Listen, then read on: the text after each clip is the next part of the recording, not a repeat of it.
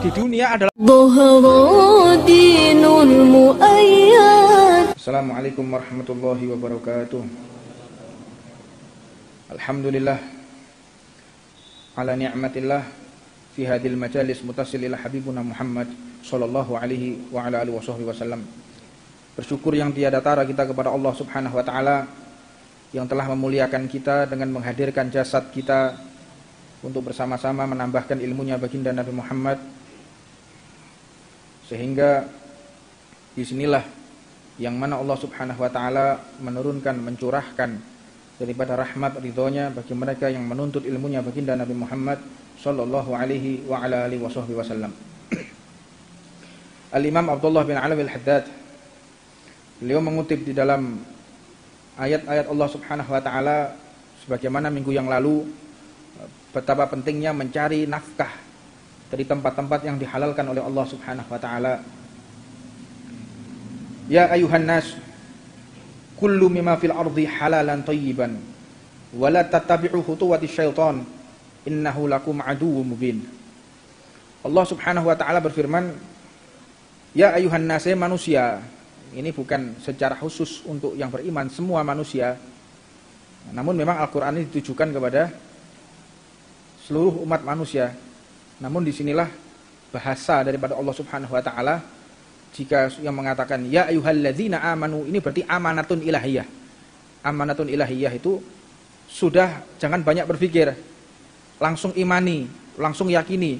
Jangan pula kita mengidentifikasi baik atau buruk. Enggak usah. Jadi ada Al-Qur'an itu sifatnya dogma. Dogma, doktrin yang kadang akal sehat tidak bisa menerima. Itu menggunakan ya ayyuhalladzina amanu, amanatun ilahiyah. Jika sudah mengatakan ya ayyuhan nas, manusia, ini biasanya ayat ini bisa diidentifikasikan. Tolong yang berbicara. Jadi biasanya ya ayyuhan nas itu kita bisa mengidentifikasi dan mencari bukti, ya, bahwa kullu mimma fil ardi halalan thayyiban, di dunia ini carilah orang-orang yang makanan dari makanan yang halal, yang baik. Karena makanan yang baik ini akan membuat kita semakin sehat. Ya, jadi kalau ada orang bertanya, bagaimana, kemarin tanya sama saya di DM Instagram, Bib, hukumnya makan kodok gimana? Loh, hukumnya makan walang bagaimana? Ini loh mas, kok koyok gak ono panganan liyane wae. Tolong yang berbicara pulang aja, jangan di sini. Di kandani ojo ngomong. Jangan berbicara, adik-adik saya minta tolong.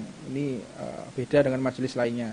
Jalsatul Isnain ini tolong dipisahkan aja, jangan beli jajaran itu. Anak-anak kecil itu dipisahkan aja. Nah, kiri kanan. Nah, ojo ngerumpel, percuma di kandani sak menit kok ngono maneh. Nah, pisahkan aja, pisahkan. Ojo jajaran. Nah, pisahkan. Allahumma sholli ala sayyidina Muhammad. Ya ayuhan nasu kullu mimma fil ardi halalan thayyiban. Carilah makanan yang halal dan thayyiban, yang baik-baik. Gak usah makan sing aneh-aneh. Mangan walang. Bib, hukumnya makan kinjeng piye? Kinjeng kok pangan. Ada makan bekecot. Lah daging ayam masih ada. Daging ayam. Makanya daging ayam, ojo iwak pitik ya. Ono iwak pitik, iwak sapi, iwak kambing. Terus iwake jenenge apa? Bingung ya? Ono meneh itu ada meme iwak pitik. Jadi sikile pitik, awake iwak. Ono iwak sapi. Ini iwake jenenge apa terus? Iso jawab ya? Enggak iso jawab ya. Allahumma sholli ala sayyidina Muhammad. Walhasil, carilah makanan itu yang baik, yang terhormat. Karena akan dimakan oleh jasad kita yang begitu Allah memuliakannya. Jadi kalau kita memakan sesuatu yang tidak dari tempat terhormat, maka akan menyebabkan kita pun sulit untuk menjadi orang yang dimuliakan oleh Allah. Hah? Sorry, Pak Dilestad. Sudah. Jadi cari makanan itu yang benar-benar mulia. Nah, makanya cara kita juga makan dengan makan halalan thayyiban itu yang baik pula. Baik itu dengan cara sesembelihan yang sempurna. Karena kalau kita makan sesembelihan yang tidak sempurna juga akan menjadi penyakit. Ya. Makanya sekarang itu banyak flu babi, ada flu burung. Kenapa? Karena sebab makanan yang dikonsumsi oleh manusia sehingga dia terkena penyakit flu babi, flu burung. Apa sebab? Yang pertama mungkin cara menafkahi daripada hewan tersebut tidak pas, atau cara menyembelihnya yang tidak tepat. Karena hewan itu bentuknya punya 3 saraf begini, bentuknya kayak 2 di bawah begini dan 1 di atas. Nah, bentuknya seperti ngepang ini ya, 2 di bawah 1 di atas. Nah, di Islam diajarkan kalau menyembelih jangan langsung terpotong semua. Kenapa? Ini berbahaya. Kontaminasi darah kotor yang ada di dalam tubuh hewan yang disembelih tadi akan meresap di dalam daging. Makanya kalau motong itu cuman atas bawahnya, dari bawah 2. Jangan sampai kena yang nomor 3. Kalau sudah menjadi yang nomor 3 menjadi haram. Apa sebab? Karena ketika 2 dipotong ini hilang rasa sakitnya hewan, hilang juga kesadarannya, dan 1 nggak boleh ikut terpotong. Apa sebab? Ini untuk memicu jantung. Subhanallah ya. Untuk memicu jantung agar darah-darah kotor itu keluar melalui sesembelihan tadi. Keluar semua kotorannya. Penyakit-penyakit semua keluar. Tapi kalau terpotong ketiga-tiganya, jantungnya sudah tidak bisa memompa lagi sehingga tidak bisa mengeluarkan darah yang kotor. Makanya diharamkan menyembelih dengan cara tidak sesuai syariatnya Allah Subhanahu wa taala. Hanya untuk melindungi kita. Makanya ada yang namanya flu burung, flu babi, dan penyakit antrak dan lain sebagainya. Ini karena orang cara konsumsi makanan yang tidak tepat sehingga penyakit yang ada di dalam hewan itu dikonsumsi oleh manusia, maka dia terkena penyakit. Jadi kalau dia nggak mengkonsumsi daging-daging yang diharamkan oleh Allah, maka dia tidak akan terkena penyakit tersebut. Nah, sebabnya yang kita makan semua ini di dunia adalah sampah. Yang kita makan di dunia ini adalah sampah. Dunia ini sampah. Jangan tertipu. Pernah Sayyidina Ali bin Abi Thalib itu, radhiyallahu ta'ala anhu wa nafa'anallahu bi ulumih. Sayyidina Ali bin Abi Thalib itu ketika beliau berjalan melihat tumpukan sampah. Ada dunia. Ini dunia. Apapun yang Anda lihat ini, entah mobil mewah, sekarang ini Anda lihat ada mobil mewah, itu sampah. Anda lihat mobil tahun 80-an, wis karatan kabeh. Sekarang di mana? Torosokan.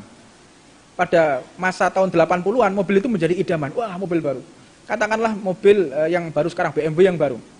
BMW Mercedes-Benz yang baru. Nanti 20 tahun lagi jadi sampah itu.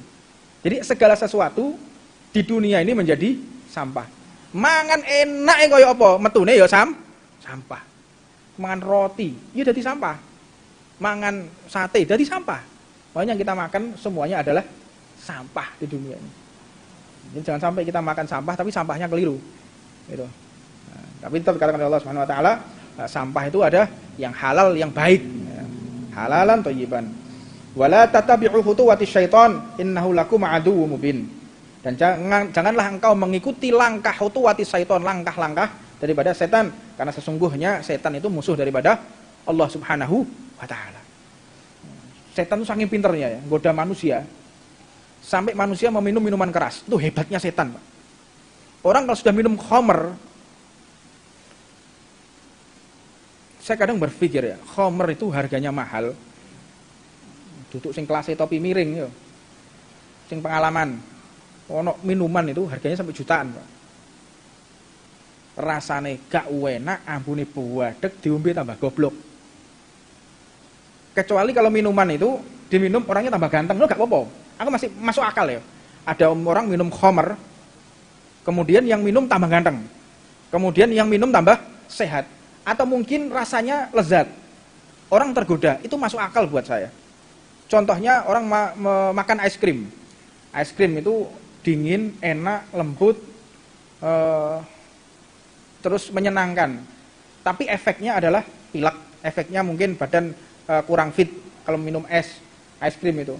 Tapi masih masuk akal orang tergoda karena memang rasanya enak, dingin, lezat begitu ya. Tapi khamr ini sisi positifnya nggak ada. Baunya buadek. Yang kedua rasanya getir. Apa ya? Sing pengalaman critakno apa? Gak enak.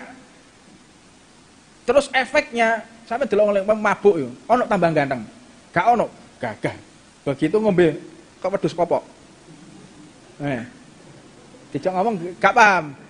Terus ini kalau setan yang menggoda, dia bisa tertarik. Tak delok sampean lek tongone Pantura, iki tiru iki. Tok Pantura iku montore delok, apik-apik montore jejer-jejer. Bajune apik tak delok wong-wong iki. Bajune apik-apikan, ngombe parfum. Apa ngombe banyu setan iki lho. Bisa jadi tambah goblok. Loh, ini orang berlomba-lomba. Hebatnya setan. Untung saja. Khamr itu dibuat bau oleh Allah. Khamr itu dibuat getir rasanya. Khamr itu dibuat efeknya tidak baik. Kalau seandainya khamr itu efeknya buat orang tambah ganteng, buat orang tambah sehat, wah nggak tahu apa jadinya manusia ini. Ini hebatnya setan. Subhanallah. Makanya Sayyidina Ali bin Abi Thalib itu benar-benar ingin menjauhkan kita dengan pemikiran-pemikiran iblis. Khamr yang seperti itu aja bisa didekatkan dengan manusia, apalagi sifat-sifat iblis waliyadzubillah min dzalik. Dhuhurudinul muayyad bi dhuhurin nabi Ahmad ya